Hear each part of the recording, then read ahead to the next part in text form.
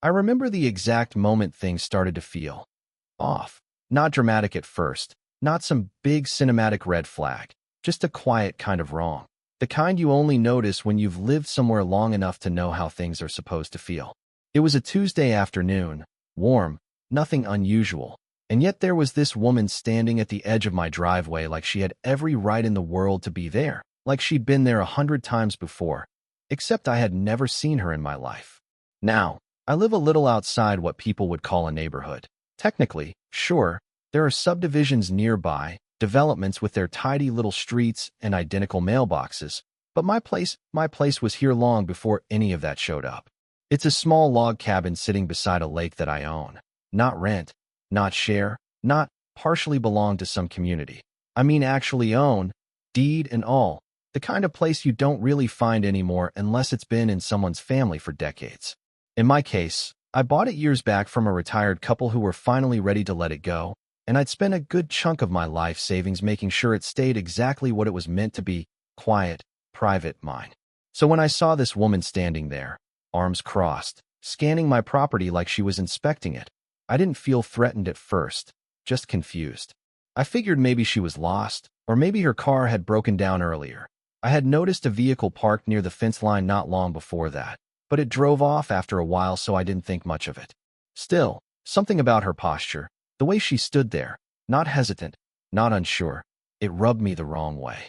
I walked out, gave a polite wave, the usual neighborly thing, and before I could even ask if she needed help, she stepped forward like she'd been waiting for me. "Hi," she said, all smiles, but not the warm kind. More like the kind people use when they're already sizing you up. "I'm Diane. I'm the new head of the Lakeside Ridge HOA. I paused for a second, because that name didn't mean anything to me. I knew the development she was talking about.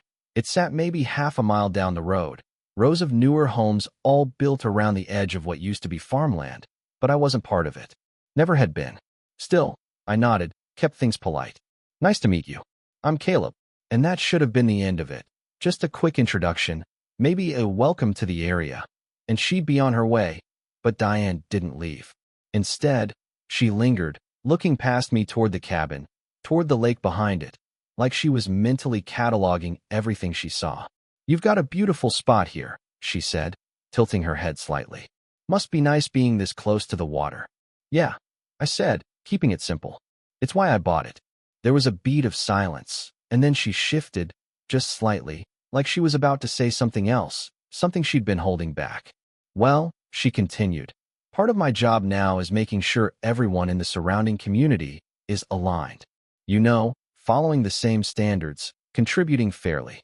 That was the first moment I felt it, that subtle tightening in my chest, like my brain was trying to connect dots that didn't quite line up yet. "I'm not part of the HOA, I said, still calm, still polite, because surely this was just a misunderstanding. But she didn't react the way I expected. No apology, no "oh, my mistake." Instead, she just smiled again, that same thin, practiced smile. "Some people think that," she said lightly. "But we're in the process of reviewing properties that fall within the extended area. There's been a lot of confusion over the years." Confusion. That word stuck with me. I felt my jaw tighten just a little, but I kept my tone even. "There's no confusion on my end. I bought this property outright. It's not part of any HOA." She nodded slowly, like she was listening, but not really hearing me. "Well," she said, stepping back slightly, "we'll be in touch." And just like that, she turned and walked back toward her car, leaving me standing there with this strange, unsettled feeling I couldn't quite shake. At the time, I told myself it was nothing. Just someone new trying to figure out her role, maybe overstepping a bit, nothing I hadn't seen before. I went back inside, put the whole thing out of my mind, went about my evening like usual, cooked dinner, sat out by the lake for a while, watched the sun go down. But the next morning, that's when the letters started. The first one was almost laughable. It came in a standard envelope, nothing official looking, just my name and address written neatly on the front. Inside was a typed notice from the Lakeside Ridge HOA stating that I was currently delinquent on community dues and that immediate payment was required to avoid further penalties. I actually laughed when I read it, not because it was funny, but because it was so absurd. I figured it had to be a clerical error, Maybe they mixed up addresses or something. So I tossed it aside and didn't think twice about it. But then a week passed, and another letter showed up. This one wasn't as polite. It mentioned continued noncompliance, warned of accumulating fines, and referenced community regulations that I had supposedly agreed to. That's when the confusion started to turn into something else. Not quite anger yet, but close, like a slow burn building under the surface. I tried calling the number listed at the bottom of the letter, thinking I could clear things up in 5 minutes. Just explain that they had the wrong person, wrong property, end of story. Someone picked up, listened to what I said, and told me they'd look into it. They never called back. Another week went by, and the third letter came. And this one changed everything. Because it didn't just ask for money anymore. It accused me of illegally fencing off HOA property, specifically the lake. That's when I realized this wasn't a mistake. This woman, Diane, actually believed that my land didn't belong to me. And for the first time since she showed up at my door, I felt something shift inside me. Not confusion, not irritation, something sharper. Something that told me this wasn't going to end quietly. That third letter sat on my kitchen table longer than the others. I didn't toss it, didn't laugh it off, didn't even open it right away. I just stared at it like it might explain itself if I gave it enough time. Because accusing someone of unpaid dues is one thing, but claiming you fenced off land you don't own, that's not confusion anymore. That's a line being crossed. I finally opened it, read every word slowly, twice. And yeah, there it was in plain English. According to Diane and her HOA, that lake behind my cabin, the one I'd fished in, maintained, paid taxes on, the one I had paperwork for sitting in a folder 10 feet away. That lake was community property. And by putting up a fence years ago, a fence that had been surveyed, approved by the county, and placed exactly where it should be, I was apparently blocking access to something that belonged to the neighborhood. I remember leaning back in my chair, just exhaling through my nose, trying to decide whether I was more annoyed or impressed by the level of confidence it takes to be that wrong. So I did what anyone would do. I gathered my documents. The deed, the property survey, tax records, even the original listing from when I bought the place, everything that clearly outlined where my land began and ended. I even double-checked with the county records office, just to make sure nothing had changed behind my back. It hadn't. At that point, I figured this would be easy. One phone call, one email, attach a couple PDFs, and Diane would realize she'd made a mistake. But here's the thing about people like Diane. They don't see mistakes as something to fix. They see them as something to defend. I called again. Same number. Different person this time. I explained everything. Calmly, clearly, even offered to send documentation right then and there. The woman on the other end listened, paused, and then said, "We'll escalate this to the board." That was it. No acknowledgement, no apology, no curiosity, just we'll escalate it. I sent emails too, multiple, actually, attaching every document I had, laying it all out in plain language, even marking up a map so a child could understand it. Days went by, nothing. No response, no confirmation, just silence. But the letters kept coming, each one a little more aggressive than the last. Fines increasing, language getting sharper, references to legal action starting to show up in bold. And I'll be honest, that's when it started getting under my skin. Not because I was worried. I knew I was in the right. But because there's something deeply frustrating about being ignored when you're being accused of something you didn't do. It's like arguing with a wall that keeps sending you bills. I started paying more attention after that, watching the road a little closer, noticing cars that slowed down near the fence. And sure enough, every now and then, I'd see that same car Diane drove, parked just far enough away to look casual, but not casual enough. She was checking my property, checking her assumption. And instead of correcting herself, she was doubling down. About a month into this mess, I'd stopped expecting it to resolve on its own. I'd accepted that this was going to turn into something bigger. I just didn't know how big yet. Turns out, pretty big. Because 2 months after that first conversation, almost to the day, I got a knock on my door. And for a split second, I thought, finally she's going to show up. We'll talk face to face.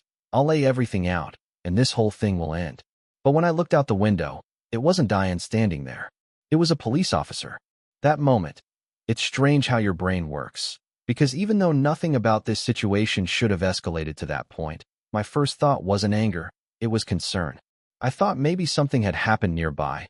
Maybe someone was hurt. Maybe they needed information. So I opened the door without hesitation. "Hey, officer, everything all right?" He nodded politely, professional but not tense. "Afternoon. Sorry to bother you. We received a report regarding this property and just wanted to ask you a few questions." And I remember thinking, a report?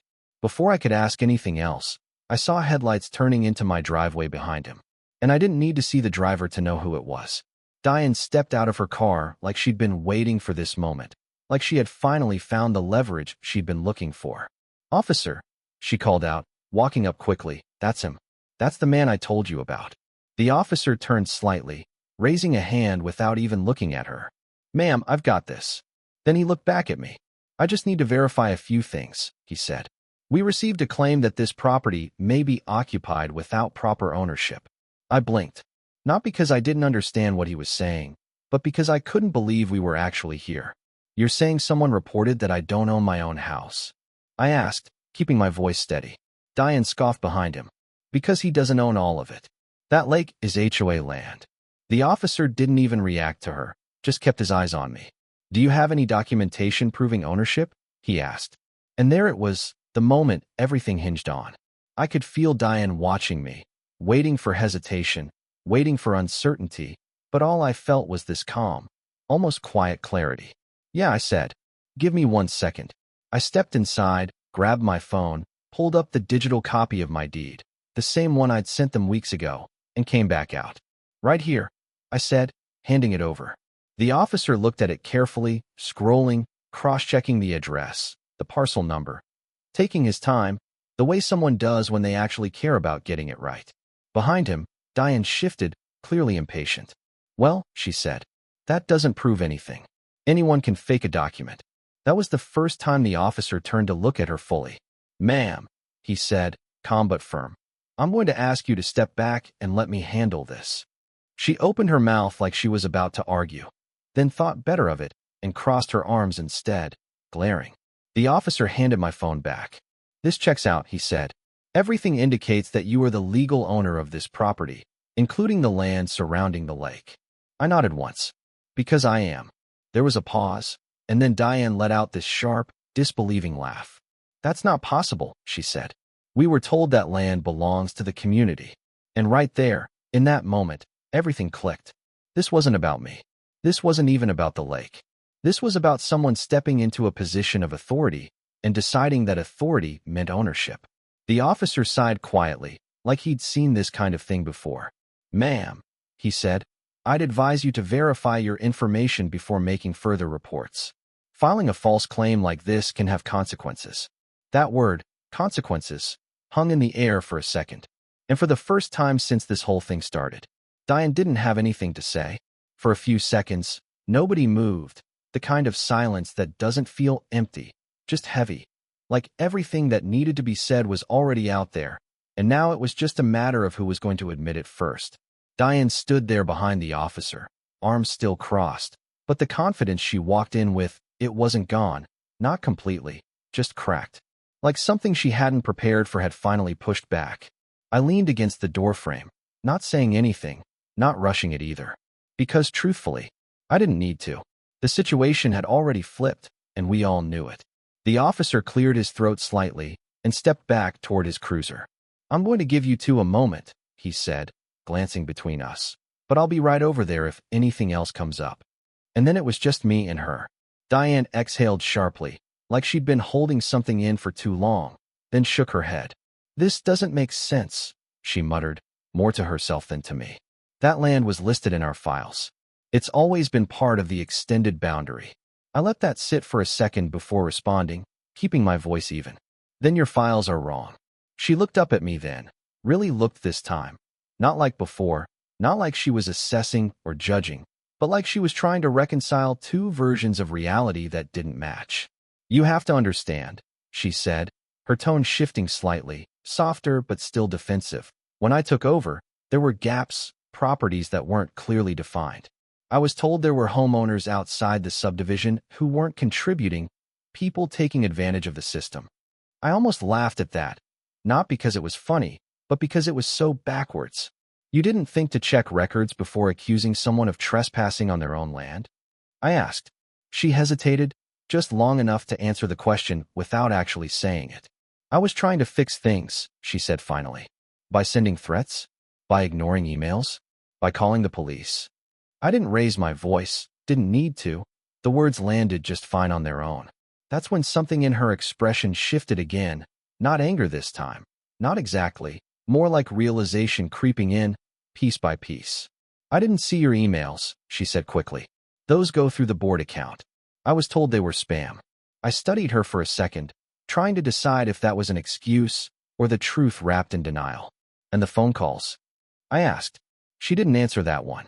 Instead, she looked away, back toward the lake, like maybe if she focused on something else long enough, this whole thing would somehow shrink into something manageable. You have to understand the pressure, she said after a moment. People expect results. They expect structure. If someone says there's land that belongs to the HOA, you act on it. No, I said, shaking my head slightly. You verify it. That's the job. That one landed. You could see it. The way her shoulders dropped just a fraction. The way her stance lost that rigid certainty it had when she first showed up at my door weeks ago. It wasn't a full apology, not yet, but it was the closest thing to one she'd probably given in a long time. I might have moved too quickly, she admitted. Might have, I said, raising an eyebrow. That earned the smallest, almost reluctant exhale from her. Not quite a laugh, but close. Okay, she said. I did. And there it was.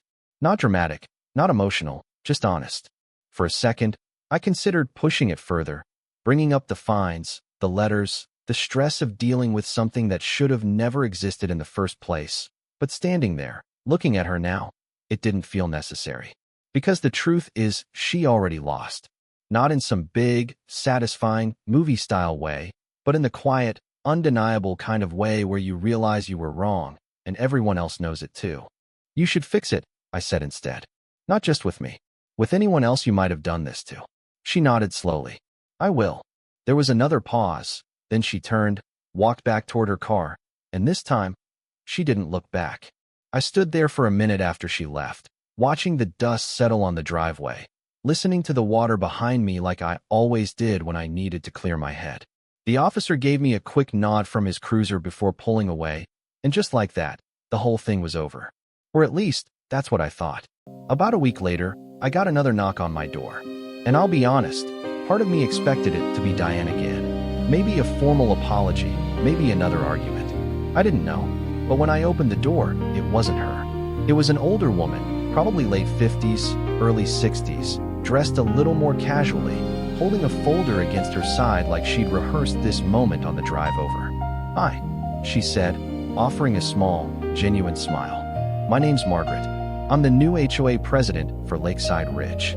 New. That word told me everything I needed to know before she even continued.